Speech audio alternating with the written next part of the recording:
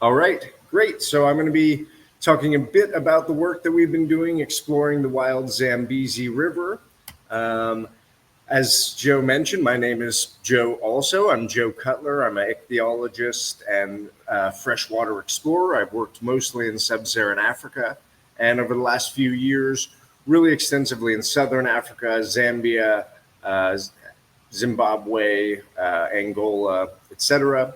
And I am a total fish geek. So this slide shows some of the photographs of fishes that we collected on expedition.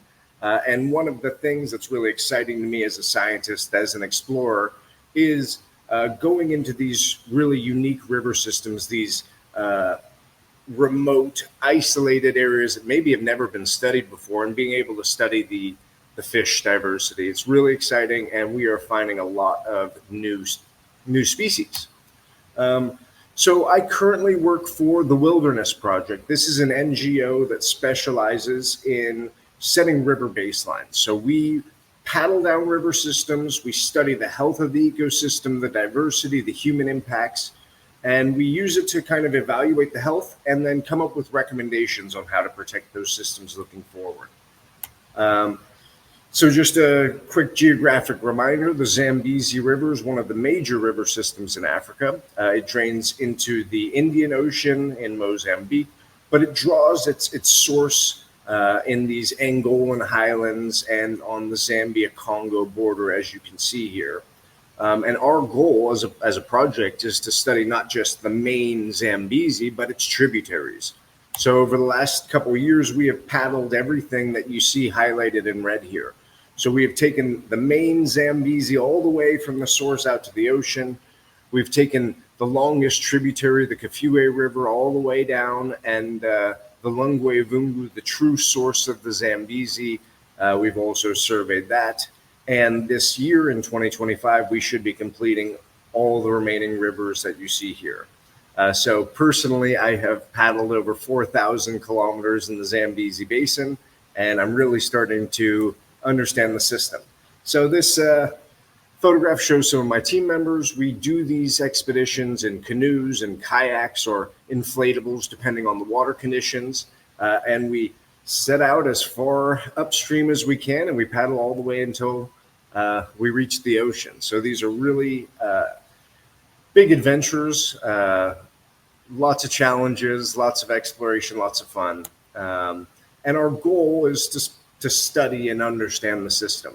So we are looking at biodiversity, human health, but also things that you can't see with your naked eyes. So we're looking at water quality, environmental DNA, and heavy metal accumulation in these systems. And really, we want to know what's the state of the ecosystem. Are they threatened?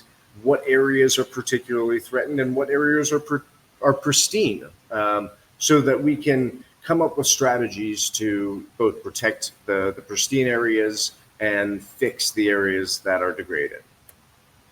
And for me, one of the great things that we get to do is study fish on these rivers. So every moment I get, I'm either out with my cast net looking to catch a few fish, or out after dark with my dip net, also looking to catch a few fish. And there's a theme there. Usually I only get to do the fish work right at the end of the day, and it's after the sun's down, so you're dodging the crocodiles, but it's always worth it to get a bucket full of fish, because in these areas in sub-Saharan Africa, there is an incredible amount of diversity in the freshwater fishes, and you never know what you're going to catch until you pull your nets, and until you really get a good look at those fish.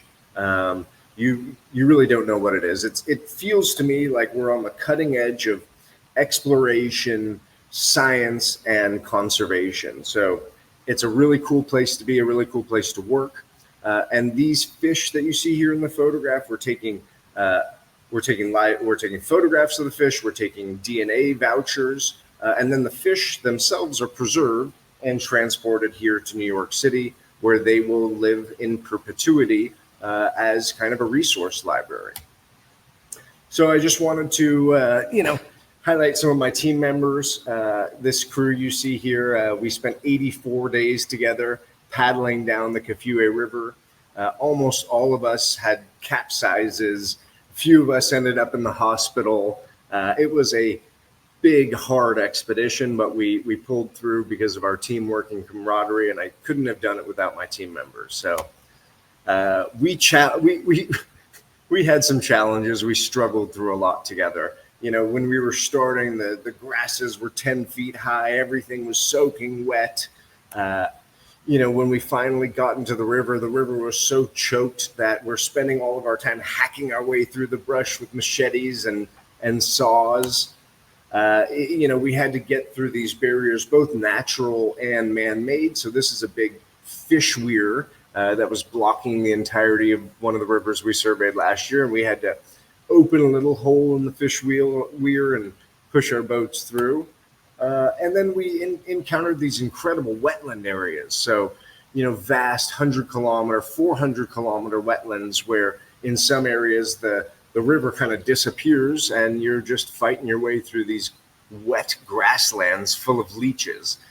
So that was tough. And then lots of rapids. So we spent a lot of time looking at rapids, trying to figure out whether it's safe to paddle or not. In most scenarios, it's not safe. So we've got to unload our boats and carry our gear around. And that's exhausting. So there are times where you try to wiggle your boats down through the rocks of the rapids, and you just hope to keep everything afloat, because if you don't, it's a lot of equipment wet and a lot of discomfort and hardship.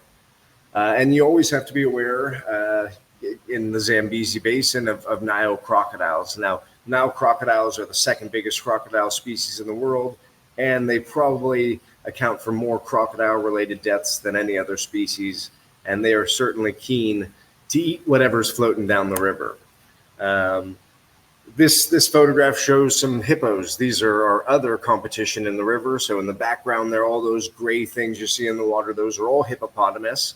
And sometimes they let you paddle by no problem, and sometimes they come running at you like a freight train. So always a little bit nerve-wracking. And this is just to show the size of some of the crocodiles. Crocodiles on the Zambezi get to be over 18 feet long, and at that point they are definitely man-eaters. So this is a hippo jawbone. We actually found a skeletized hippo on one of the rapids that we were surveying, and you can just imagine that you don't want to be bit by one of those guys.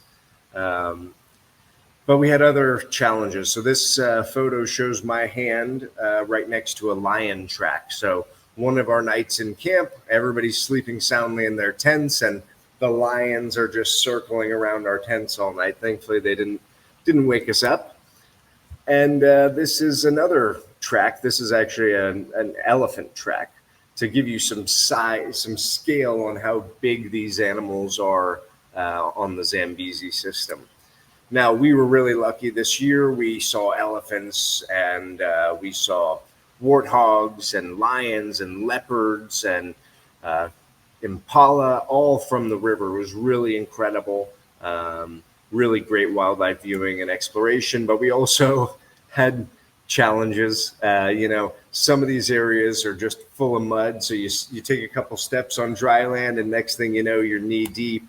And I spent a lot of time with muddy feet this past year. But after having surveyed these river systems, I've got some major takeaways of threats to the ecosystems. So, we may think that these wild African rivers are, really pristine, really untouched by humanity. But in almost all these river systems, we're seeing evidence of overfishing. Primarily through the use of monofilament gill netting. So these are large-scale commercial fisheries on small, isolated freshwater ecosystems, definitely unsustainable. We saw a lot of impacts of pollution, in some cases associated with mining. So this is a copper mine on the Kafue River, and you can see how much it is degrading the water quality there.